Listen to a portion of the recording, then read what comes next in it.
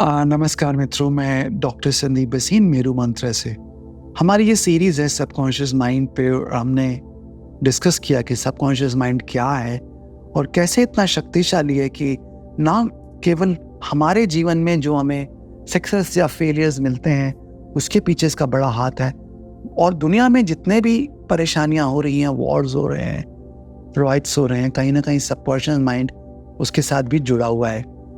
आज हम बात करेंगे कि हम अपने चेतन मन से कैसे सबकॉन्शियस माइंड को रीप्रोग्राम कर सकते हैं, चेंज कर सकते हैं। How can we reprogram our subconscious mind.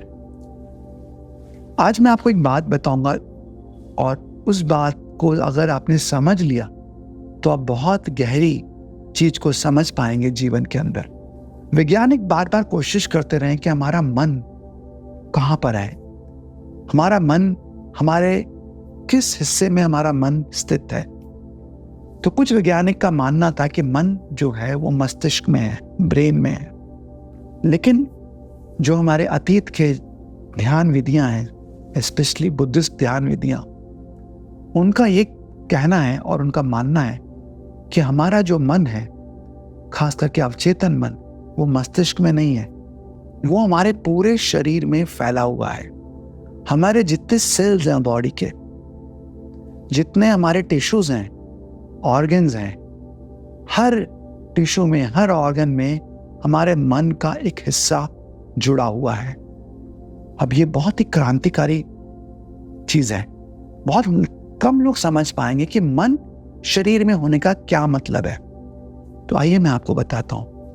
हमने बोला कि आपकी कोई ना कोई जितनी भी मेमोरीज हैं या पास्ट एक्सपीरियंसेस हैं, वो मन कैच कर लेता है, स्टोर कर लेता है और रिकॉर्ड कर लेता है। अब वो रिकॉर्डिंग कहाँ होती है, इस बात को समझें। वो रिकॉर्डिंग ब्रेन में नहीं हो रही है, वो रिकॉर्डिंग आपके बॉडी में हो रही है। जब भी आपकी कोई पेनफुल मेमोरी होती है तो वो शरीर के किसी ना किसी अंग के साथ जुड़ी होती है, उसके साथ उसका लिंक होता है। आपका कोई दुख भरा घटना जिसने अपने किसी प्रियजन को खो दिया, हो सकता है वो आपके हृदय चक्र के साथ जुड़ा हो, तो वो मेमोरीज आपके चेस्ट के आसपास होंगी।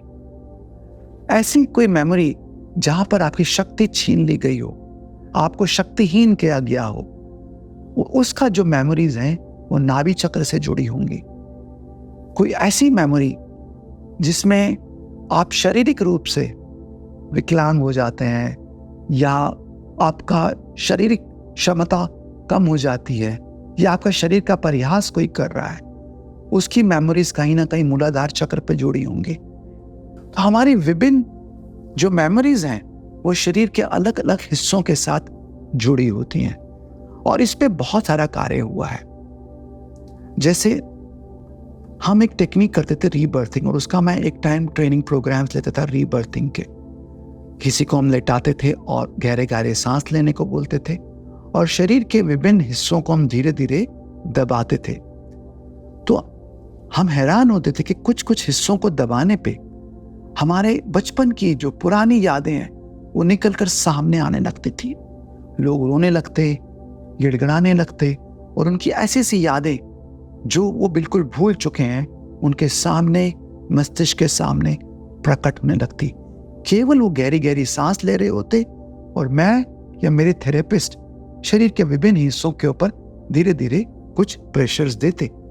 और ये रीबर्थिंग की टेक्निक जो है, ये अलेक्जेंडर लुविन्स ने डेवलप की थी और विलियम्स रेक्स ने। उन्होंने पाया कि जब व्यक्ति गहरी गहरे सांस ले रहा है और उसके शरीर के विभिन्न हिस्सों पे अगर हम दबाव देते हैं, प्रेशर देते हैं धीरे धीरे, तो उनके अवचेतन के जो दुख भरे इंस्टेंसेस हैं, मेमोरीज है, वो सामने निकलने लगते हैं, आने लगते हैं, प्रकट होने लगते हैं और वो रिलीज होते हैं। तो क्या तरीका हो सकता है हमारे इन अवचेतन मेमोरीज को रिलीज करने का? देखिए, एक तरीका हो सकता है बॉडी वर्क, जैसे विलियम्स रेक या अलेक्जेंडर लुविन ने किया। संक्षेप में हम इसको रीबर्थिंग भी बोलते हैं, जिसमें हम किसी व्यक्ति को लेटने को बोलते हैं, वो गहरे गहरे सांस लेते हैं और जो थेरेपिस्ट हैं वो धीरे धीरे पेट पर, नाभि पर, पीठ पर, हाथों पर हल्का हल्का दबाव और प्रेशर देते हैं और उससे उनके अंदर जो दबे हुए अनुभव हैं वो सामने आने लगते हैं, रिलीज होने लगते हैं। तो ये बहुत ही क्रांतिकारी विधि रही है और इसका प्रयोग मैं कर चुका हूँ और 10 दिन के अंदर व्यक्ति में अद्भुत बदलाव आने लगते हैं। उनके बचपन की यादें, उनके पूर्व जन्म की यादें सब उनसे दूर होने लगती हैं। दूसरी एक विधि मैं आपसे और कहूँगा जो ध्यान विधि है, और ये बुद्धिस्ट ध्यान विधि है जिसको विपस्सना बोला जाता है। विपस्सना में हम क्या करते हैं, अपने ध्यान को, अपने मन को सर से पांव तक और पांव से सर तक लेके जाते हैं। We keep moving our awareness from our head to feet and from feet to head. ये 10 दिन तक लगातार किया जाता है। जब आप लगातार बिना रुके अपनी चेतना को सर से पांव तक और पांव से सर तक लेके जाते हैं तो आपका प्राण शक्ति का प्रवाह और आपकी चेतना का प्रवाह हर सेल में, हर रेशे में से निकलता है और उसके अंदर जो जो मेमोरीज और थॉट्स और इमोशंस दबी पड़ी हैं वो सामने प्रकट होने लगती हैं, वो सामने आने लगती हैं और रिलीज होने लगती हैं। और जब वो रिलीज होती हैं तो विपस्सना में बोला जाता है कि बड़ी समता भाव से उनको देखें, उनको जाने दें और उनका निर्मूल होने दें, उनको जड़ों से निकलने दें। तो जब हम ये बार बार इस विधि को करते हैं तो हमारे भीतर दबे हुए संस्कार का निर्मूल होने लगता है, वो पूरी तरह जड़ से खत्म होने लगते हैं और निर्बीज होने लगते हैं। तो इस ध्यान को निर्बीज ध्यान भी बोला जाता है क्योंकि हमारे संस्कारों को ये जड़ से खत्म कर देती है, निर्बीज कर देती है। 2 विधियां हमने आज बात करी अवचेतन मन को शुद्ध करने के लिए। एक तो है रीबर्थिंग टेक्निक जिसमें आपको थेरेपिस्ट की जरूरत है, और दूसरा है विपस्सना ध्यान विधि जिसको आप कर सकते हैं किसी की निर्देश में, किसी की गाइडेंस में, या विपस्सना के ध्यान केंद्र भी हैं, वहां पे जाके भी कर सकते हैं, जिसमें आपके अवचेतन के बड़े सारे संस्कार, बहुत सारी चीजें जो अंदर आपके प्रोग्राम है उससे आप मुक्त हो सकते हैं। और ये विधि इतनी शक्तिशाली है कि कई अल्कोहल एडिक्ट्स और ड्रग एडिक्ट्स इस विधि को करने से इससे मुक्त हो पाए हैं। धन्यवाद मित्रों।